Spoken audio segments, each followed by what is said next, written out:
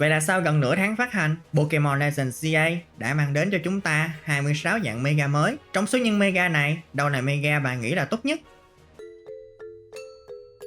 Ok, chào mừng mọi người đã đến với kênh Drapapedia. Rất vui khi gặp lại mọi người. Mình là Naito, thực tập sinh nghiên cứu về Pokemon. Và đây là cộng sự của mình, Rotom. Hôm nay mình xin gửi đến mọi người video xếp hạng những Mega Pokemon mới được ra mắt. Hiện chúng cũng chưa có nhiều thành tích, vì thế mình sẽ dựa vào chỉ số để xếp vị trí. Những thông tin sau đây là sự tổng hợp nên không tránh khỏi thiếu sót. Rất mong sẽ được mọi người góp ý ở phần bình luận bên dưới. Đây cũng là lời mời gọi dành cho hơn 88,4% những bạn chưa đăng ký kênh. Hãy nhanh tay đăng ký để không bỏ lỡ những nội dung sắp tới. Không làm mất thêm thời gian nữa, chúng ta cùng vào xem video thôi nào.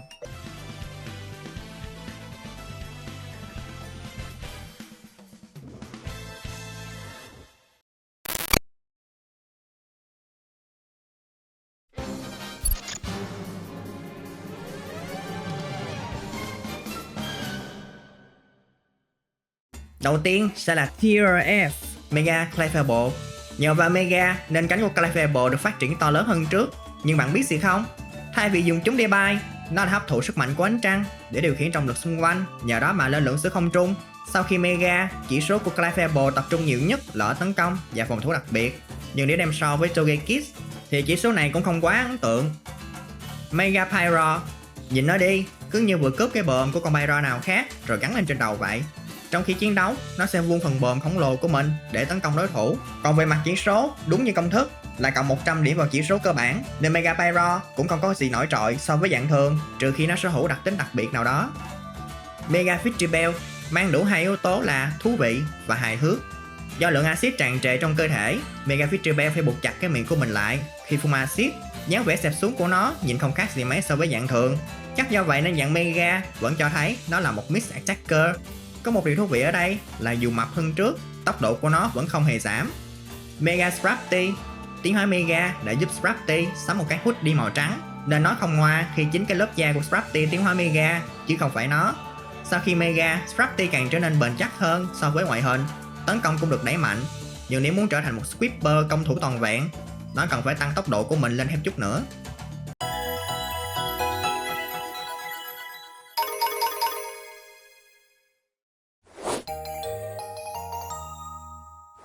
Ở Tier D này, Mega Meganium sẽ là đại diện đầu tiên. Vâng, chúng ta cuối cùng cũng có thể hô vang cái tên này rồi. Giờ thay vì một vòng hoa, Mega Meganium vác nguyên cái váy hoa đinh cổ và sở hữu thêm hệ phụ là hệ tiên. Tốt lành chưa khi giờ để năng 4 lần sát thương từ hệ độc. Nice. Dù vậy, sức chống chịu của nó cũng đã được đầu tư hơn và sức tấn công đặc biệt lên đến 143. Do đó những đòn đánh của Mega Meganium cũng khá là dữ dội chứ không phải giỡn. Lại một starter nữa ở hạng này, Mega Emboar. Nếu mọi người có theo dõi series mình chơi Legend CA thì cũng biết starter mình chọn chính là T-Bit nhỉ. Lý do phần lớn cũng do tạo hình Mega của Emboar nhìn cứ như Trương Phi cầm bát xà mâu vậy. Nó dùng cái giáo này để vừa phòng thủ vừa hạ gục kẻ thù. Sức tấn công của nó lúc này đã là 148. Thủ đặc biệt cũng được tăng mạnh hơn nhiều so với dạng thường. Nhưng có lẽ Mega Emboar cần phải kích đốt Nitro trước để cải thiện phần nào tốc độ. Khi lên Mega, Halocha thích thể hiện sức mạnh mới đạt được bằng cách phô diễn cơ thể. Ngoại hình chỉ đơn giản như Halocha bằng lên một bộ đồ lấp la lấp lánh. Chỉ số của Mega Halocha vẫn được tập trung nhiều vào điểm mạnh vốn có của nó là tấn công vật lý. Mặt phòng thủ đã được cải thiện lại và hơn hết, tốc độ vẫn giữ y chang kể cả khi nó mọc thêm lông. Mega Malama là Mega có chiến dịch quảng bá rầm rộ nhất từ trước tới nay. Nhìn vào tạo hình này thì chắc chắn ở trong một bộ phim Mega Malama sẽ là trùm ác nhân. Thế nhưng mà chỉ số của nó lại cho thấy nó là quái tuần hơn là một boss cuối. Khác chắc là nó sẽ cần một đặc tính bổ trợ, chứ dùng hết vô chỉ số thủ đặc biệt thế này cho một Pokemon Mega thì quá là lãng phí.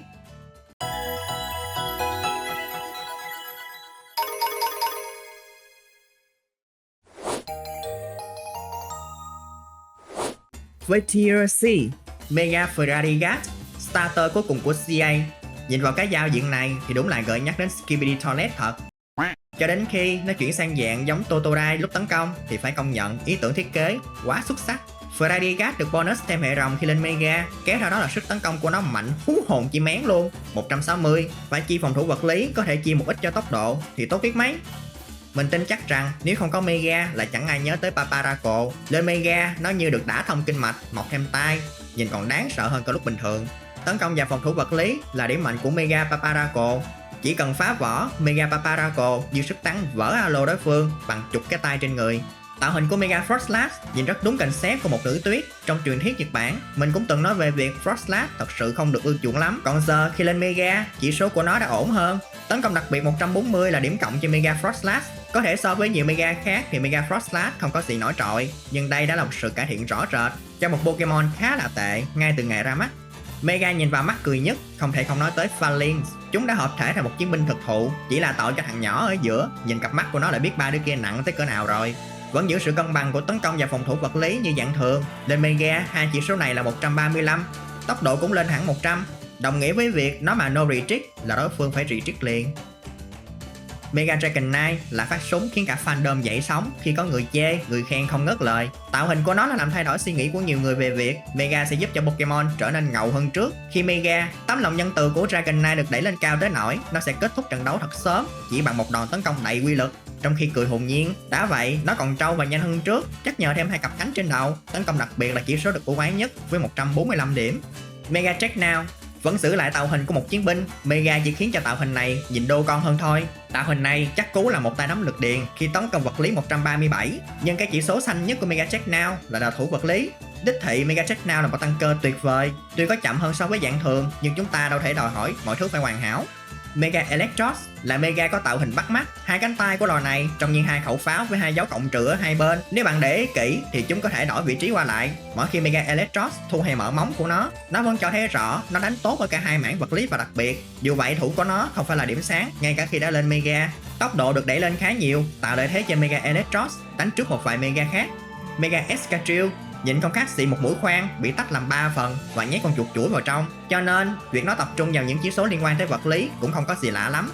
165 điểm tấn công là một con số quá khủng, mặc cho bản thân vác cả khói thép trên người. Độ của Mega Excadrill không hề chậm đi, mà ngược lại còn nhanh hơn trước. Thử hỏi có mấy loài chịu được một cú đấm từ nó. Mega Scolipede chính xác là Mega có tạo hình có 102, nói trắng ra là đẹp. Nhìn cặp sừng đó đi, khoái liền. Khá là hài hước khi nó mang cho mình một bộ giáp trên người nhưng lại không màng hệ thép, mặt giáp tận cổ thế này nên phòng thủ phải dữ dội lắm. 149 điểm. Ngược lại tốc độ của nó đã bị chì hẳn đi, chỉ còn 62. Nên cách tốt nhất là cứ dùng dạng thường và lên Mega sau khi đã tăng cường tốc độ.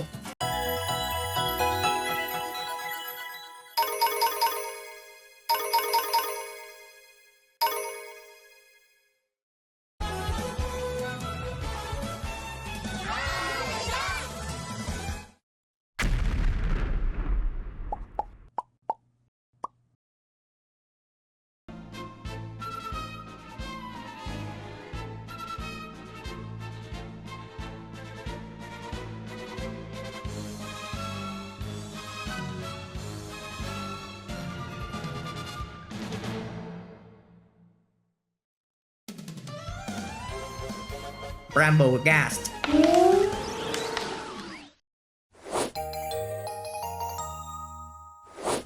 TRB Mega Scamory.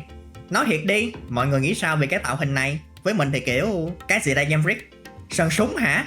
Phòng thủ vật lý bị giảm đi chút đỉnh, nhưng đổi lại Mega Scamory tấn công mạnh hơn với 140 điểm cho tấn công vật lý, cộng thêm tốc độ 110. Nó cứ yên tâm mà ra đòn trước. Từ đó chúng ta có thể cho Mega Scamory chiến đấu ở dạng thường rồi hẳn lên Mega dứt điểm đối phương khi thích hợp. Bình thường tạo hình của Delphos đã đẹp sẵn rồi, lên Mega cái nữa thì càng hút mắt hơn. Nhìn nó giống như một phù thủy tối thượng đang cưỡi chổi vậy. Bộ chỉ số của Mega Delphos vẫn kiểu cái gì cần tăng thì tăng, cái gì cần giữ thì giữ. 159 cho tấn công đặc biệt và 134 cho tốc độ. Do đó nó thừa sức nung chảy bất kỳ tên phù thủy nào dám thách đấu nó trong một trận solo.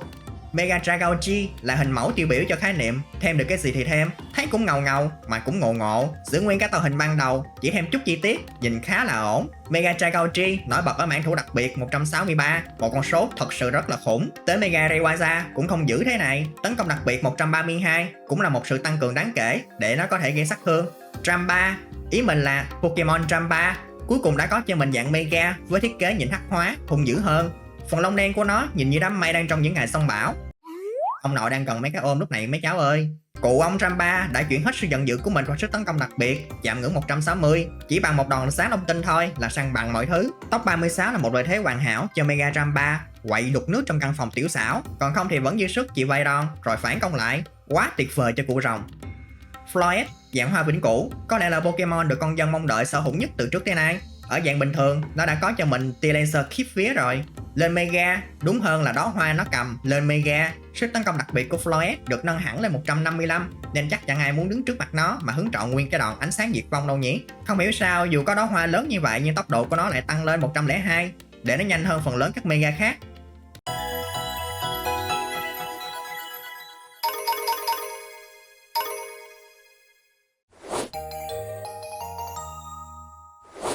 Tier A, Mega Starmie. Vừa thú vị, vừa quái gở là những gì mà chúng ta có thể nói về tạo hình này. Nó có thể tạo ra những làn sóng xung kích trong nước khi đáp xuống từ không trung, chắc nhờ cặp giò được kéo dài đến thước 8, mà chỉ số của Mega Starmie cũng được kéo dài theo. Và thay vì cộng 100, Mega Starmie được cộng tới 140 điểm vào bộ chỉ số cơ bản. Với bộ chỉ số này, nó là một Mix Attacker mạnh mẽ. Mega Greninja có lẽ là Mega dễ bị đột quỵ nhất trong các Mega khi treo ngược người mỗi khi biến hình thế này. Chỉ là so với Ash Greninja thì tạo hình này vẫn còn thiếu chút sáng tạo. Nói về chỉ số, Mega Greninja chỉ bóp vào những chỉ số vốn đã mạnh sẵn của mình. Tốc 142 là cực kỳ ấn tượng. Nếu so với Dragapult cùng tốc độ thì Mega Greninja cứ như một khẩu súng nước, cực kỳ là này nọ khi đem thi đấu. Chandelier, theo cách nhìn của mình, đã đẹp rồi. Lên Mega phải nói là hoành tráng bất ngờ luôn. Không cần thay đổi gì nhiều, chỉ thêm những đường nét trang trí để trông nó có vẻ đáng sợ hơn. Nếu Mega Tramba khiến chúng ta nổ mắt với khả năng tấn công lên đến 160 thì aloha! Mega Chandelier đã phá vỡ kỷ lục đó, 175 cho chỉ số tấn công đặc biệt. Về cơ bản, Game Freak đã tăng một vài chỉ số cho có, phần dư còn lại họ dồn hết cho tấn công đặc biệt.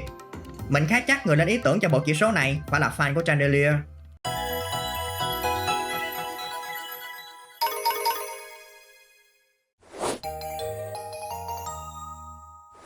Khi nói đến TRS thì chắc chắn phải là quái vật rồi. Và để khép lại danh sách, chúng ta cùng chào đón Mega điên rồ nhất từ trước đến nay, Mega Tiger.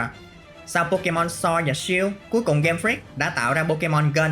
Mình không biết cấu trúc cơ thể của Saiga đã bị đột biến như thế nào để mà có được nguyên cái khẩu pháo này. Còn nhìn vào chỉ số thì nó không hẳn là cân bằng như Mega Rayquaza. Nhưng mà cái gì đây? 216 cho tấn công đặc biệt. Thử hỏi, ai chịu nổi lượng sát thương mà nó gây ra? Nếu bạn chưa biết thì chiêu thức độc quyền của Saiga là thực thi tối cao, sẽ được nâng cấp thành ánh sáng hư vô. Dù là một chiêu hệ rồng nhưng lại gây sát thương lên cả hệ tiên, đánh được hệ bay, sợ vả luôn hệ tiên. Sắp tới là gì nữa?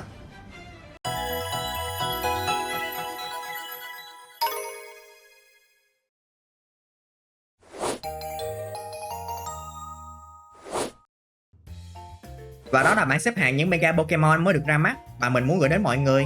Mỗi loại đều có cho mình những điểm mạnh độc đáo, phá vỡ mọi kỷ lục. Mọi người nghĩ sao về bảng xếp hạng này, hay có bảng xếp hạng nào riêng cho bản thân không? Xin comment ở phần bình luận bên dưới nha. Cũng như đừng ngần ngại chia sẻ những hiểu biết hay chiến thuật mà mọi người dùng với những Mega Pokemon mới này.